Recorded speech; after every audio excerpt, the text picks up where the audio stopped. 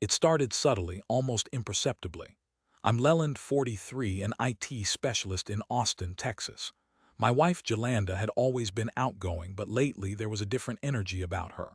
More phone calls taken in the other room, a new preoccupation with her appearance, and a general sense of detachment. At first, I chalked it up to stress at work. She's a real estate agent, and the market can be brutal. But as the weeks turned into months, the feeling of unease grew. We'd been married for 15 years. 15 years of shared dreams, laughter, and building a life together. We had two wonderful kids, a comfortable home, and what I thought was a rock-solid relationship. But now I felt like I was living with a stranger. One evening, Jolanda announced she was going on a girls' trip to Las Vegas, a weekend getaway with her friends from college. I didn't think much of it at the time. She deserved a break. "Have fun," I said, kissing her goodbye at the airport. "Be safe." The first day she was gone, I missed her. The house felt empty and quiet. I cooked dinner for the kids, helped them with their homework, and tucked them into bed. As I sat alone in the living room, I couldn't shake the feeling that something was off. I tried to push it aside, telling myself I was just being paranoid. The next day, I received a text message from Jolanda. "Having a great time, miss you." It was accompanied by a photo of her and her friends, all smiling and posing in front of the Bellagio fountains. I smiled back and texted her back, "Glad you're having fun. We miss you too." But later that evening I received another message. This one wasn't from Jolanda, it was from an unknown number. The message contained a single photo. My heart stopped. My breath caught in my throat. The photo was of Jolanda, but not as I knew her. She was in a hotel room in bed with a man I didn't recognize. They were both naked, their faces blurred, but there was no mistaking the tattoo on Jolanda's lower back, a small butterfly she'd gotten years ago. The world seemed to spin around me. My hands trembled as I stared at the photo, trying to process what I was seeing. It couldn't be real. It had to be a mistake, a cruel joke, but deep down I knew it was true.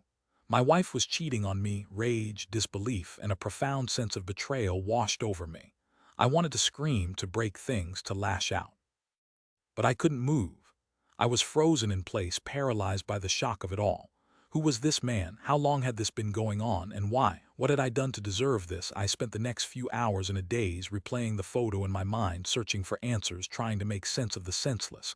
I couldn't sleep. I couldn't eat. I could barely breathe. Early the next morning, Jolanda called. "Hey, honey, just wanted to check in. We're heading to the pool." Her voice was cheerful, carefree. It was as if nothing was wrong. "Jolanda," I said, my voice trembling. "I know." There was a moment of silence on the other end of the line, then she spoke. "What are you talking about?" "The photo," I said. "I saw the photo." Another silence, this one longer, heavier. "Leland, I can explain." "Explain what?" I interrupted. "Explain how you could betray me like this. Explain how you could lie to me. Explain how you could destroy our family." "It's not what you think," she said, her voice cracking. "Then what is it, Jolanda?" I asked, my voice rising.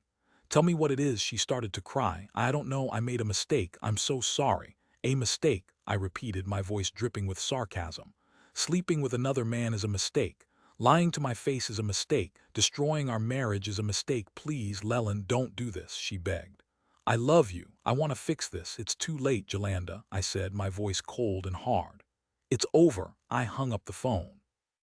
I couldn't bear to hear her voice any longer. I felt like I was going to be sick. When Jolanda returned from Las Vegas, I was waiting for her.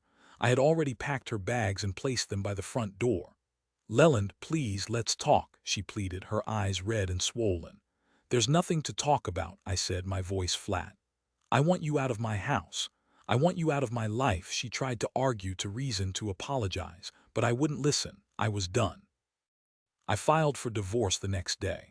The process was long and painful, filled with lawyers, court dates, and endless paperwork. But I was determined to get through it.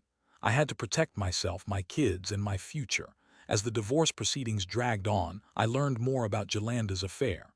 The man in the photo was a former college classmate named Garrett. They had reconnected on Facebook a few months prior to the trip. One thing led to another, and they began an affair. I was devastated. Not only had Jolanda betrayed me, but she had also lied to me for months. She had led a double life, pretending to be a loving wife and mother while secretly carrying on with another man. The anger I felt towards Jolanda was all-consuming. I couldn't understand how she could do this to me, to our kids, to our family. I had always been a good husband. I had always been there for her.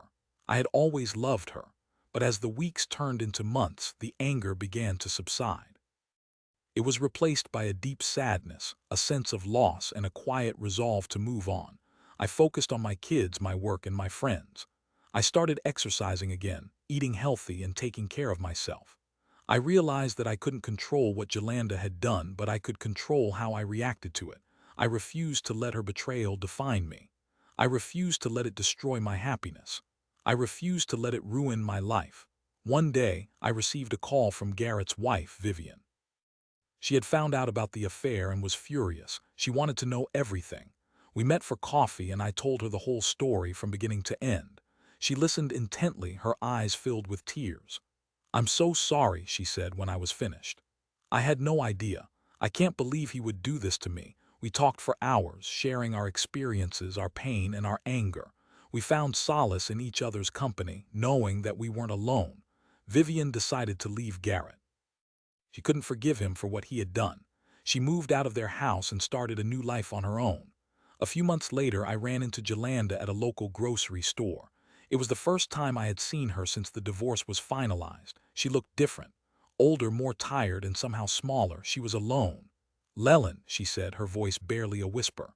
"How are you?" "Fine," I said, my voice neutral. "And you not so good," she admitted. "I miss the kids. I miss our life together." "You made your choices, Jolanda," I said, my voice hardening. "You have to live with them." She started to cry. "I know," she said. I regret everything." "Regret doesn't change anything," I said. "The past is the past. All we can do is learn from our mistakes and move on." I walked away, leaving her standing there alone and in tears. I didn't feel any satisfaction. I didn't feel any anger. I just felt empty. It's been 2 years since the divorce. I'm still healing. I still have moments of sadness and anger, but I'm also moving forward. I've started dating again. I've reconnected with old friends. I've discovered new hobbies. I'm learning to live again, to love again, and to trust again. Jolanda, on the other hand, hasn't fared so well. She lost her job, her friends, and her reputation. She's living in a small apartment, struggling to make ends meet. Garrett left her for another woman a few months after Vivian kicked him out. Karma, I suppose. I don't hate Jolanda. I don't wish her any ill will. I just feel sorry for her. She made a terrible mistake and she's paying the price. I've learned a lot from this experience. I've learned that betrayal can come from the most unexpected places. I've learned that forgiveness is a process, not an event. And I've learned that even after the darkest of times, there is always hope for a brighter future. The photo Jolanda sent from Vegas was a lie, a carefully constructed facade to hide the truth. But in the end, the truth always comes out. And when it does, it can shatter everything you thought you knew. This is my story, and I hope it serves as a cautionary tale for others.